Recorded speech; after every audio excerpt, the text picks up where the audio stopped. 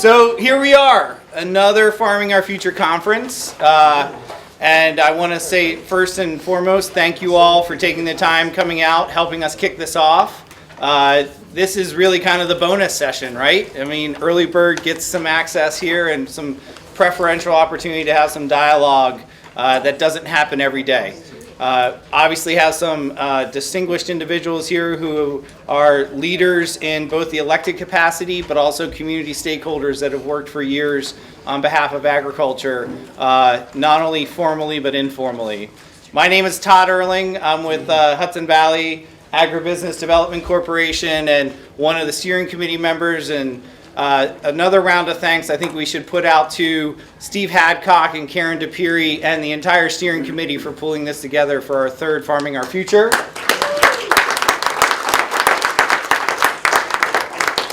We also want to give quick recognition and sincere thanks to Taconic Hills School.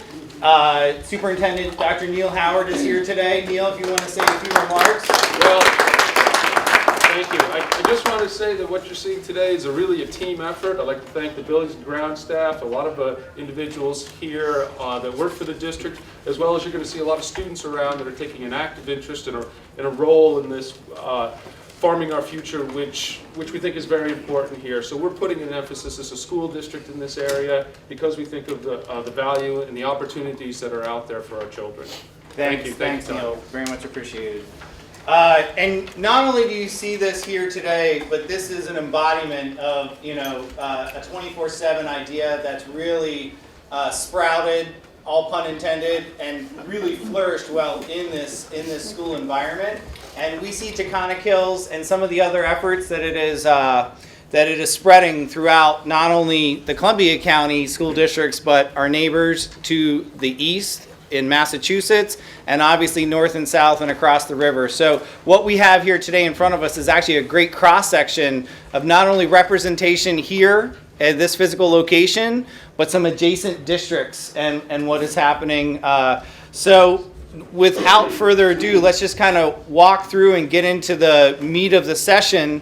We obviously have state and federal legislators here. The New York State Senator Terry Gibson, our respected assembly members, Mr. Lopez, Assemblyman Lopez coming across. Yeah, perfect timing, right? Assemblywoman Barrett, and then Congressman Gibson. Commissioner Richard Ball has joined us, and while we understand he is not an elected official, he does represent the direct liaison to the highest state elected official, the governor, as the acting commissioner, and we expect to be the appointed commissioner very soon. But with that, we're just going to kind of go down the table here and have each individual kind of talk about their role and their interaction with agriculture, and maybe talk about the district you represent because it is a little bit different. And then we're going to open up dialogue to you guys and just facilitate some conversation. Chris? Yeah, thanks Todd, and thanks Neil. Great to be with you. And I just want to express my gratitude to all the organizers, and thanks for reaching out for the invite. I'm excited to be with you today and to talk about the federal piece of this. But let me just begin by saying, in the face of, as we gather today, the face of challenge, and when you watch the news today, I mean, you're bombarded with negativity and divide. I would tell you that I'm optimistic and I'm enthusiastic about the future, especially for farming, but really in general. And let me say why. Two basic reasons why, and the first has to do with collaboration and teamwork, and this room really represents that. And I'm going to talk about the burgeoning network of support from government, so a public-private partnership, and that's where I'll talk a little bit about the Farm Bill. But this collaboration, I think about my walk on this, how much I've learned. I mean, only 3.5 years ago, I was a soldier, and I had so much to learn about agriculture. And I have been taught, I have had an ag advisory panel, I've listened to folks, and a lot of that instruction came from some of the groups that are here today. The Young Farmers Coalition, which played an instrumental role for me in the Beginning Farmer program, the Greenhorns, the organic community, which is gaining in traction, and I will tell you made a difference in this Farm Bill. The Columbia Land Conservancy, you can reach back to the mid-1980s when literally and figuratively, they initially started as a voice in the wilderness and today has real traction. I see Peter in the audience here today, but this is manifest in programs at all levels. Certainly the Board of Supervisors, and we have some folks here today, thank you for that, really important that you're here. That you see policy at the county level and then impact and an opportunity to interact with state elected and appointed officials. And then at the federal level, I'll just tell you that the Columbia Land Conservancy made a difference in this Farm Bill, along with Ned Sullivan and Scenic Hudson and others, strengthening the conservation title and ensuring robust support. Other aspects of collaboration, I just want to tell you that the Hudson Valley Agribusiness, what Todd's involved with, is the thing about the Farm Bill.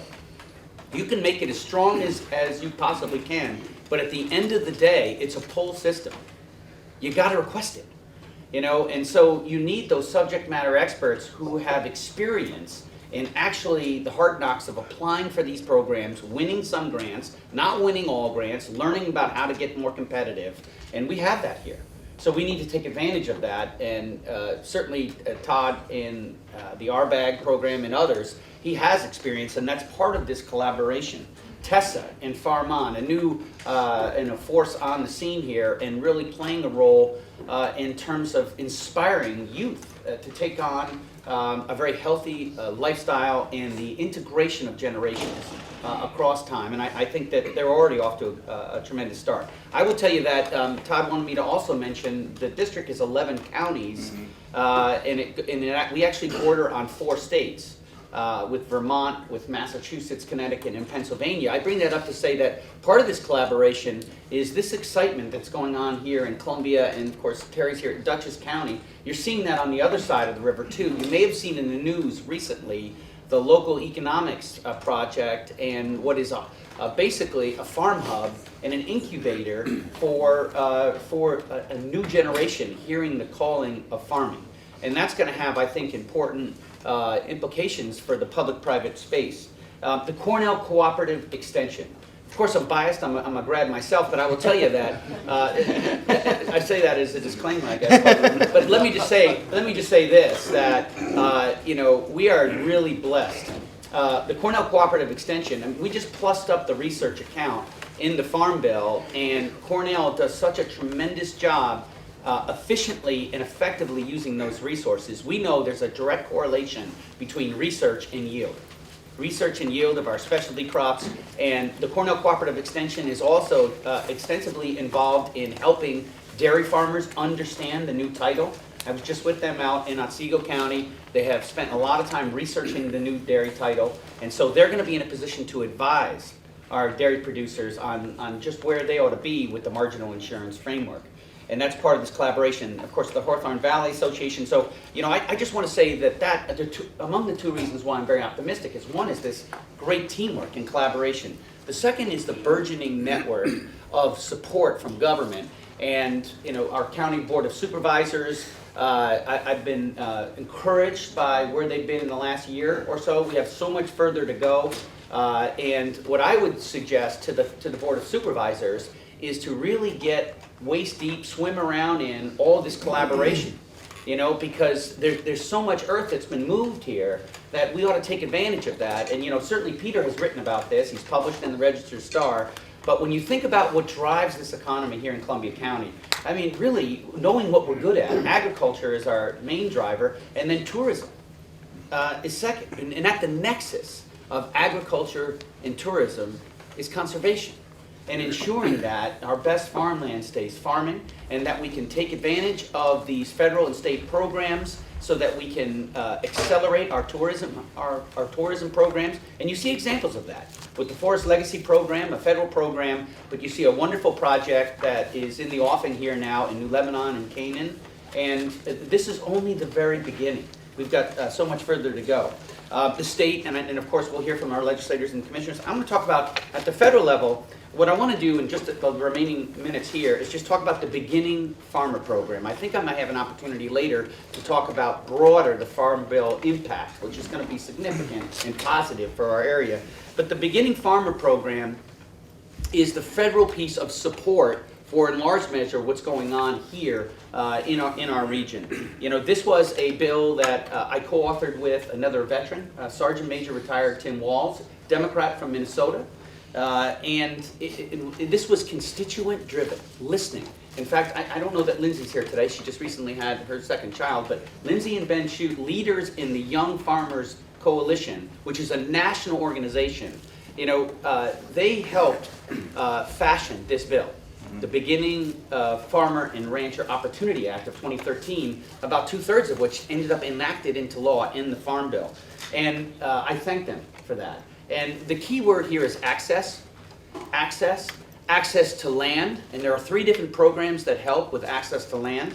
And in my journey, what I've learned is that's actually the greatest challenge for beginning farmers, is getting access to land in this region. So, you know, we have incentive programs, the Transition Incentive Program, and 2 different loan programs to help young farmers get access to land. Access to training, and Martin Ping in the Hawthorne Valley's got a great training program here, but it's just symptomatic of a larger effort across the country. Access to value-added producer grants, access to conservation. Now, of course, all farmers have access to the conservation title, but what we do for beginning farmers is recognizing the cash flow challenge, that there are upfront monies for beginning farmers so to help them on that score. And access to capital and credit, including what Lindsay helped put together, which is a new microloan program fashioned particularly for those in the Hudson Valley and including our organic community to get access to this type of credit. Access to discounts on insurance. Beginning farmers for the first 5 years will get a 10% discount on their insurance. So, and then external support, and we're bringing forward a new crop insurance program, which is going to be really important, and that's going to help our beginning farmers access to marketing. We tripled the amount of investment in terms of marketing. We know that there's been a great trend and that the city is eating healthier, but we know that we can do more to spread that word, and we've got the resources to do that. So anyways, I will tell you that I think our best days are in front of us. I think between that collaboration and the burgeoning network of support that we're going to have a good decade. Thank you. Thank you, Chris. That was great. So he gets a gold star from me. I'm a husband of a teacher because he just showed you very briefly the just tip of the iceberg of the number of points of interaction with the Farm Bill and Northeast farmers in New York and Columbia County and Hudson Valley farmers in particular. But he brought home the point of succession and transition to the next generation, which is our overall theme of this conference. So I really appreciate that, Chris. And the last thing I just want to put out there is that the Farm Bill is vast, right? But it interacts with all of us 3 times a day, minimum, breakfast, lunch, and dinner, okay? And we need to always think about that. You know, we may not be farmers ourselves, but we completely rely on farmers for both what we put in our bodies and what we put on our bodies. So, and much more than that, but that's really our personal interaction every day. Dee Dee, would you like a chance to say a few words? Sure. We really appreciate it. That's a tough act to follow, but I also want to thank you. This is my 3rd year at this conference. I first became involved before I was elected to office working with the National Young Farmers Coalition, before they were even national, working with Lindsay and Ben to start raising money and start raising their profile. The Farm On Foundation, also that Chris commented about, is also working with the next generation, our schools. That's partly what, as a mother, that's partly what has motivated me, in addition to just the love of this district. As some of you know, I represent part of Dutchess and part of Columbia County, most of which is very rural. I have the city of Hudson, I have the town of Poughkeepsie and Hyde Park, which are a little more suburban, a little more urban, but the rest of it is all farmland. And it's spectacularly beautiful, and I feel so blessed, not only to be representing this, but to be living every day and driving from one end of the 70 miles in my district north and to south and from the Hudson River to the Connecticut border. But it's just spectacularly gorgeous, and we are so lucky to be living in this region, and we're lucky to have the kind of communities that Chris and the organizations that Chris talked about, the Land Conservancy, these young farmer groups, the long-time Farm Bureau work that many of you have done, just the commitment to farming and to agriculture and to the next generation, but also to your own communities. And we're seeing this so profoundly right now in this struggle over the power lines, because I can't tell you how many people have said to me, you know, I don't know, most of you I'm sure have been at some of these meetings where we've had 200-300 people in, you know, where 200, 300 people, you have to, you know, go pretty far afield in order to get that many people in a, you know, in a neighborhood, but have shown up at these meetings to protest the risk of power lines that would destroy our farms, our view sheds, the tourism that we've been working so hard to develop here. And they say to me, I could never get 200 people in my district to show up, and we can, because we care, because these are communities that are engaged and recognize the things that they love about their home and are empowered by the, you know, their longtime traditions here to stand up for the things that they care about. And that's been an incredibly powerful thing, both to fight these power lines, but also to just stand up for all the things that we care about in this region and be sure that our agriculture and that our farming does transition to the next generation in a sustainable way, so that economically as well as environmentally we have a sustainable economy here in Columbia County and in the Hudson Valley. So thank you, and I'm always available as a proud member of the Agriculture Committee. I look forward to working with our new commissioner. It's great to have somebody who's, you know, who's from our general region, the capital region, and understands what the small and family farms are dealing with here, because that's what our northeastern farms are, and that's the future of farming. So thank you, and Thank you, look forward Dee to Dee. spending the day with all of you. So, you know, there's a common denominator here across the legislative table, and that's Agriculture Committee service and appointment. Dee Dee, you also recently announced the appointment to the Tourism Committee. Right. So real convergence here, and we want to really say we appreciate having seats at both and where they interact. But she also hit the point of people coming into rooms and community stakeholders in these legislative districts getting together and voicing opinion. Government's a two-way street, right? And Pete and Dee Dee, I've seen them not only sit one-on-one, but in rooms like this, and that's the point, the dialogue back and forth. And Pete, I don't know if you might want to hit on that, but that's actually been one of your strengths over these years, especially recovering from the floods and other things. Sure. My name is Pete Lopez. I'm Assemblyman for 102nd Assembly District, 7 counties, so Mid-Hudson, Northern Catskill, Southern Tier. So Columbia, Greene, Ulster, Delaware, Schoharie, Otsego, Albany. We used to go down this and go, I only have 7 counties. I can't keep up with the conversation. I'm doing 1,000 miles a week. God bless him. I don't know how much he's doing.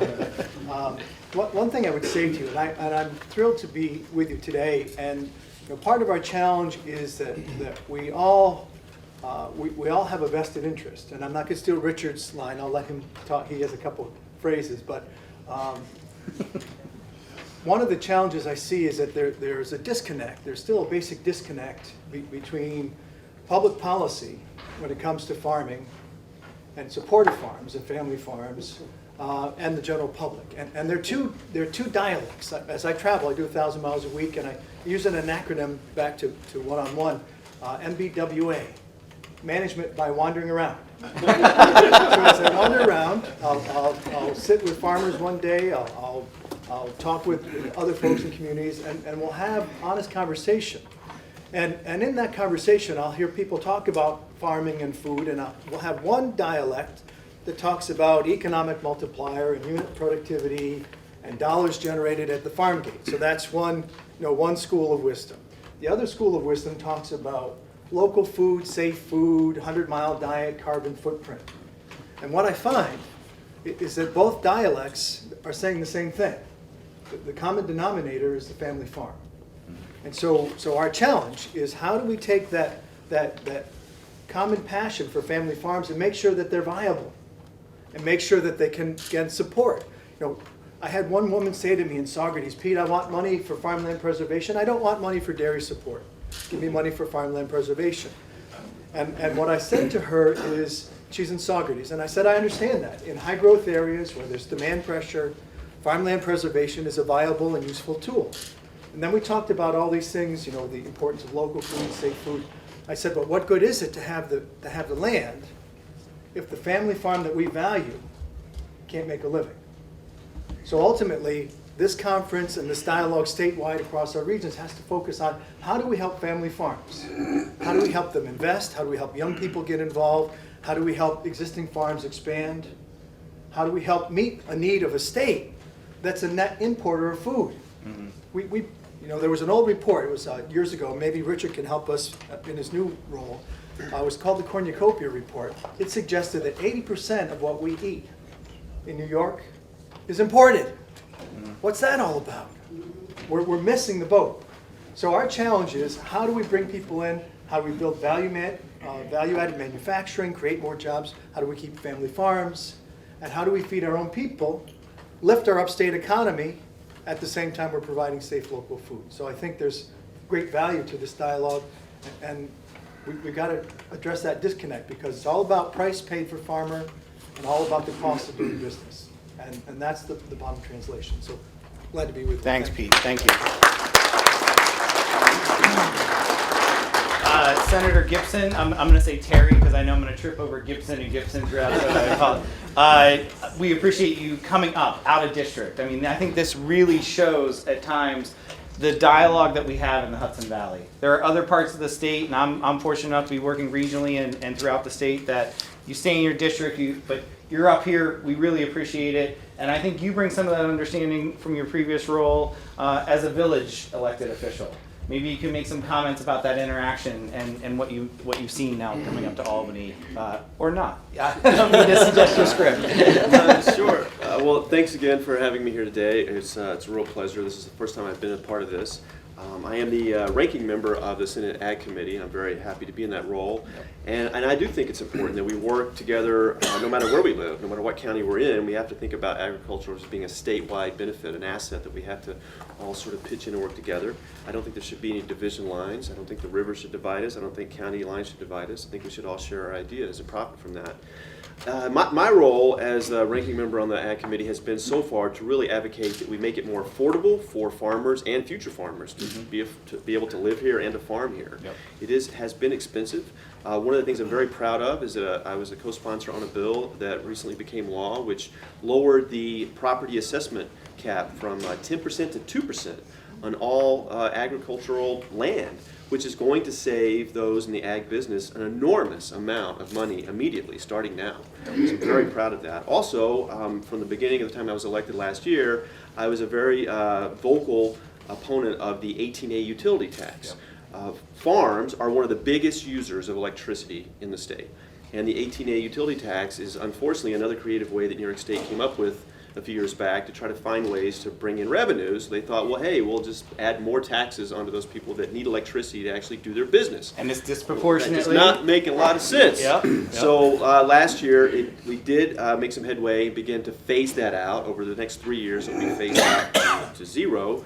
But the good news is, this year the governor's budget has proposed that it be repealed immediately, so I'm hoping that we can actually achieve that.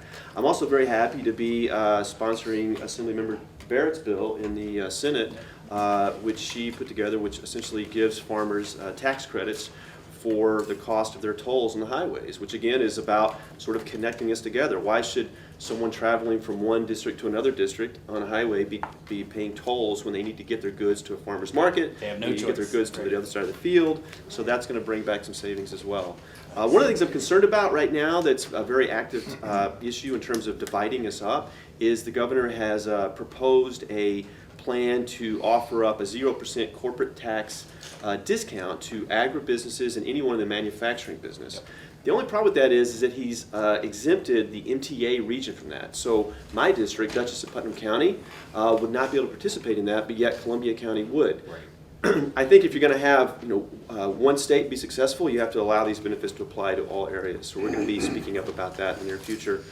I also want to see our inner cities, some of which I do have in my district, play a bigger role in farming. I think I'd like to see Future Farmers of America become an installation in places like Beacon and Poughkeepsie. They don't just have to be in farming communities. There's a lot to educate there. And also, I'm very happy to be working with all my colleagues, but especially Chris Gibson, on the issue of Lyme disease. We want our farm workers, our farmers, to be safe when they go out in the fields to work. This is a rising crisis that we have to deal with here, and I have several bills that deal with that. Hopefully, we can increase the funding and research that component as we move forward. So that's just some of the few of the things that I'm working on, and happy to be here and answer any questions that you have. And thanks again for putting this together. Thank you very much, Terry. Good job. Richard, you and I had a great conversation, kind of expectations, and would you like to make a few comments, or you want to observe or have the opportunity? I'm putting the ball in your court. Sure, I'll just say a couple of quick things because I think it would be great to get to an interaction Dialogue. here pretty quickly. And pretty tough to follow what you just heard. I'm going to get my line out that I give Pete all the time, and that is, it's all about the food. That's it. It's all about the food. You know, your subject for your conference here, farming, our future, is kind of rings kind of personally with me. I was one of those kids that fell in love with agriculture at my grandfather's knee because he had a dairy farm down in Halkett Center on the corner of Greene County and Delaware County. But I wasn't able to convince him to sell me the farm when I was 9. And he went ahead and retired. And so I was one of those kids that wanted to be a farmer but found an opportunity working on a farm. And after 20 years of working on a farm, learning how to farm, I felt like we had the optimism and maybe enough knowledge to get started. And somewhere along the line, I told my banker that I picked up the ability to confuse a banker and was able to purchase our own farm. So I think right now, looking at having built Schoharie Valley Farms and Schoharie to the stage that it is now, looking at transitioning to the next generation. I'm a first generation farmer, really, started over. But now we have 3 generations on the farm, and we want to make sure that it's sustainable and that the next generation has the opportunity. That's really our challenge as we go forward here. I had get asked a lot about the state of agriculture, and I'm reminded of the word crisis. Terry, you just said crisis, and it kind of dinged in my head. That the way that word crisis is written in Chinese caricatures, there's 2 caricatures. One represents danger, the other opportunity. And I think that's an interesting way to look at crisis. But I think that's where we are today in agriculture. We're at the edge of so many great things. They're a little scary, but I think we can tip the balance the right way. The fact that you have this group of people up here on your side, on our side, and you here caring, I mean, there's nobody that knows more, wearing my Farm Bureau hat from a few months ago, walking up and down the halls in Washington about the Farm Bill. Nobody knows more about the Farm Bill in Congress than Chris Gibson, period, end of story. And today the Farm Bill that we have is more about what New York does than any Farm Bill there's ever been. So that's a very positive thing. And everyone else here, Dee Dee and Pete and Terry, in our state, I mean, it's not just a federal thing, it's a state thing, and obviously it's a very local thing. But we're at the edge of very great things, I think. And with you being here and this group of people, let's tip the balance the right way. Thank you. Appreciate the opportunity. All right, pressure's on. Time for some dialogue. And I just want to throw out that this is really, a cycle that we've created, and we have some great inertia. About 3 years ago, we kicked off our public sessions for a Columbia County Ag and Farmland Protection Plan, which has now shifted full cycle, been submitted for approval with the commissioner, and we've heard some good things about that. So I want to just say that it's you guys out in the audience are just as much of the two-way street here, so let's open that up. Yes, sir. Who you are and quick question. Good morning. My name is Dave Vickery with Horseman Trail Farm in Putnam County. Great. I have 2 questions, 2 concerns just to put out for you. The first one is that I would like to encourage you to continue to support funding for alternative energy. In particular, in my case, not so much small wind, but small photovoltaics, solar, because we're just getting solar on our farm. The NYSERDA grant has been a very big part of us being able to take advantage of that. My second, that'd be for everything, continue to encourage solar. The second thing is as an organic farmer, I'm very concerned about chemical trespass. It's a dialogue that's being opened on the federal level right now for this coming go-around. And I see it as a very important thing because I think it's a very, it's a real threat against organic farming because chemical and biological trespass can really put an organic farmer completely out of business. So just want to say that's very important to me. Great, thank you, appreciate that. me just- The rural energy assistance and. Yeah, let me respond to that just to say that I absolutely concur. In fact, some of our speakers talked about being empathetic with the challenge of a farmer, the administrative costs. We've addressed that in part, but I want to, the point you made on energy, that's among the biggest contributors to the bill for a farmer at the end of the month. And the photovoltaics, we, throughout Columbia and Dutchess County, we disproportionately used these federal programs. You'll see throughout, parts of Terry's district and Dee Dee's and Pete's, you'll see that farms, we had a good number of farms that brought in the photovoltaics. That helps drive down their energy bill. In fact, with the power purchasing agreement, which is the latest that's arrived on the scene from a financing standpoint, the farmer doesn't even have to put out any outlays. You just sign a lease, and then you'll have a reduction in your energy costs. In addition to photovoltaics, let me say that in our farm bill, we make investments for biomass and also for the community wood project. Now, this is really exciting because sustainable forestry is, I think, inextricably linked to agriculture, and especially in a district like mine, where I've got wood pellet companies, and I think that this helps farmers, but we also have a community not far from here, Fleshman's, that's actually looking at a community wood project. And so, I'm looking forward to bringing that federal support, because I think that's going to be helpful. And then let me address the organic. So this farm bill, absolutely we could have gone further, and I wish we did, but we made more strides for organic this farm bill than we've ever seen before. Big victories.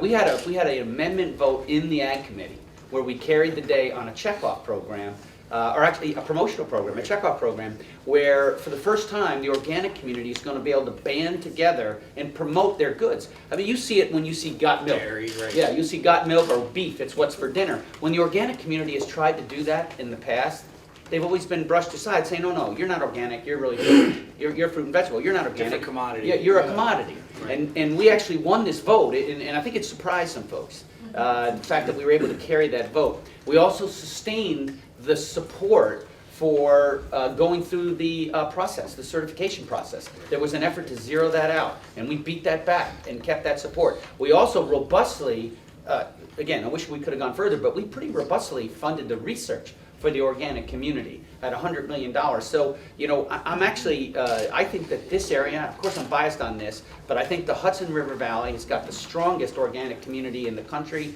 and I want to see us use these programs so that we can show efficacy in the programs and why it'll be so important for all links to our economy. So thank you for those questions and comments. Great. Phil? Quickly, I want to thank all of you. I'm Phil Trowbridge. We have a family farm in Ghent, which I don't like using the word family farm anymore. Part of the problem, and I'm serious, is created. We have a DMZ now. In our local paper the other day, we were reading about don't mess with the big farm. What is a big farm? Is there a corporate farm in this area? Right. Does anybody know of a corporate farm in this region? Right. I'm a corporation. I'm a corporate farm. There's lots of corporate farms here. Nobody wants to talk about it. You guys have to help us. Yeah, I agree. And I'll tell you, here's where I make the distinction. And because families, actually LLC, because they need that protection. Structure. They need that structure. But really, I learned this, a lot of this changed while I was in the Army. I left here in '86, I came back in '10. And when folks talk about the corporate farm, they are not talking about the Hudson River Right. Valley. No, they're These- talking These the are mega- family. we're These talking are about mega family. farms here. You can say that all you want. But that was not what was in the local paper. What was the, Okay, what was the listen, message? just- Yeah. The message was the farm bill is not good. How much money from the farm bill actually goes to the farmers? You know. Yeah. Do you guys know? Do any of you have any idea? How much actually goes to What farmers? percentage A goes small to part, farmers? A small part. So if it There's goes like 80% goes to food stamps. Non-farm, 80% of a $900 billion bill. Does anybody else here know that? A few do, but most of them don't. Why do we call it the farm bill? I like it to call it the pink and sexy. Because most farmers are very trustworthy. We like to talk about it. So you call it the farm bill. Well, let me say this, Bill. You know I'm on your side on, Yes, sir. on all matters with all farmers, but I'll say this. There's an inextricable link between nutrition and our farmers. And I would also tell you that what and Richard mentioned this, we made progress this time because we worked together in the Northeast. I mean, we worked together, Senator Joe Brandon, myself, Bill Owens, because most of the Farm Bill, with the exception of a debate we had about SNAP, is not partisan. It's regional. And this gets to your point. And we, for the first time, we actually stopped direct payments for farmers not planting. I mean, look, we could have gone further, but the fact is, we tilted the balance back towards the Northeast like it's never been seen before. We could go further, but the investments we made in the organic community, the investments we made to protect dairy, the investments that we made for renewable energy, for fighting Lyme disease, for expanding broadband, this was a step in the right direction, and I look forward to building on that momentum as we look towards the future. I agree with you and I appreciate that. What I'm asking the five of you to do is to just be careful how you couch your terminology. If I may, Bill, I'd like to address, and I come from, and just to put in perspective, part of our challenge is that we are too quick as a society to label and put people in categories. So In I'm a- general, So I'm a right? Miami-born. Not just- So I'm a Miami-born, half Puerto Rican, English, Scotch, Dutch, German, upstate country. Republican, go figure, all right? So I am labeled all over the place, and we have an issue here that's impacting some farms in the valley. I was just up in Stuyvesant and talking to a dairy farmer, and there's a cooperative, a local cooperative, that is running up against what's called the Real Food Initiative, which is happening on college campuses. And so BARD, which is buying milk from this cooperative, is saying that, no, we don't want to buy from your farm because you're a CAFO. So here's another label. So you're a concentrated animal feeding operation, all right, which is, if you're 250 head or more, is that what the title? Over 300. Over 300. So back to corporate. So we have these titles. You're a corporate farm, you're a CAFO, you're this, you're that. Folks, it's a family farm. And so it's legislators, but it's also coming from the public, it's also coming from, in Albany, the press, it's coming from a Press is society, looking for, and we live this in Albany, that what's the latest fad? What's the different flavor of vanilla that we can jump on? The pink sexy, I'll challenge you Right. for the rest of today, Yeah, is not once used local, correct. organic, or sustainable. Right. Just try it one day not- without using that in your words? terminology. Yes. Yeah, just try to go one day without using those. Why? Because it's a sales pitch. What's it say? Those words are a sales. I can talk about, if you want me to talk about sustainability, family farms, I've got a puppy at home, it's sexy. And But just talk about agriculture. right. Don't label it like he's talking about. So that's, Just that's talk what- about agriculture. Just use So that's agriculture what without that's what I'm without trying to a get at. So we qualifier. I have- see what you're saying. And a lot of it, again, is driven by fad, by a population that doesn't understand agriculture. And that's why this forum is so important, because we learn from each other. That's why we're all Can here. I want to say this too, Phil, because respectfully. And you're right, Phil, you're right. Listen, I understand your challenges, but I'll tell you this, I respectfully disagree, and here's why. I understand why you have risen to speak. I really do. But the unintended consequence of what you're communicating is, I think that you're not fully appreciating the challenge that we had to change the balance. Because I know you didn't mean to, you really did not, but you're almost defending, the thousands and thousands and thousands and thousands of acres of corn that, we changed the crop insurance program to reflect the dynamic here. Our specialty crop, our fruit and vegetable growers here, sometimes they grow 3 crops on the same land over the course of a year. But when I tried to explain this initially, I got, sort of the Heisman on it. No, we ultimately prevailed, but it took 2 years to prevail. So I get why you're saying don't pigeonhole. I get you on that. But I would also tell you this, that by framing the debate, that recognize, and this is actually, we were advocating for you. We were actually arguing that the family farm, the nature and the character of the farmer and the challenges the farmer has in the Northeast are different than those in the Midwest and the West. And we were able to use those arguments, working together across lines, we were able to alter some of these programs. So, I certainly understand, the emotion that comes with your communication and some of the things that you mentioned, because you took umbrage to some of the characterization in the paper. I want you to know that that's part of what we all deal with. That you've heard from both our assemblymen that they deal with this sort of throwaway line, all you're doing is helping corporate farms. Look, we actually made progress in pushing back against the Midwest and the West. And some of those who were opponents of our bill were trying to say, oh, this is just a subsidy to corporate farms, not recognizing or not fully appreciating the fact that we've made progress on that to support the That budget. was the statement in the local paper. Well, let's stop here because it can go further, and I just want to finish one thing Okay. real quick. And I would say, Phil, from where I live, you're absolutely right. And we have a society that is too quick to label. And it goes from labeling into agency regulation, into statute, into economic funding, and into support from the community. So this issue with BARD is happening now. We have dairy farmers now who are at risk of losing their customer base because of someone's definition of CAFO and how that translates into what that means for the milk coming to BARD. That's a real issue happening now, and it's all about labeling, and it's all about a lack of understanding of what is the product and who's producing it. And so I just want to leave it there, because it's real and it's happening. So the Yes. wall that we hit is not at all subject matter related. It's actually the clock on the wall. Oh, rats. Because we have another session starting at 9 o'clock, and otherwise we're going to cascade into a day where we're here much later than what we had planned. Number one, I'm not insensitive to this. The name of our corporation is Hudson Valley Agribusiness. We get questions daily. Does that mean the Monsanto funds you? Does that mean this funds you? Does that mean that? No, the fact is a farm is a business. The corporate structure of that farm is done for reasons that the family and the business or the structure make for financial purposes, liability purposes, etc.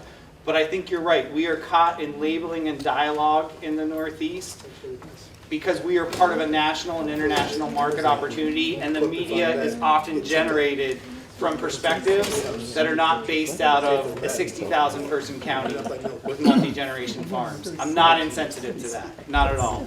So I want to thank everyone who's up here. I really appreciate it. I want to thank you guys. I hope in between sessions, at lunch, this evening, further down the road in the spring, we keep this going because the tip of the iceberg. And I think, Phil, your dialogue is so important. We illustrated in the Farmland Protection Plan that the large farm, the small farm, the beef farm, the organic farm actually rely on one another in this county, and that there are operations that rely on the second farm or the second home landowner that you couldn't be farming in the Northeast without because of land access issues. So this is a really complex dialogue, and I appreciate you. As I went walking, laughing up the highway, I saw above me that endless skyway.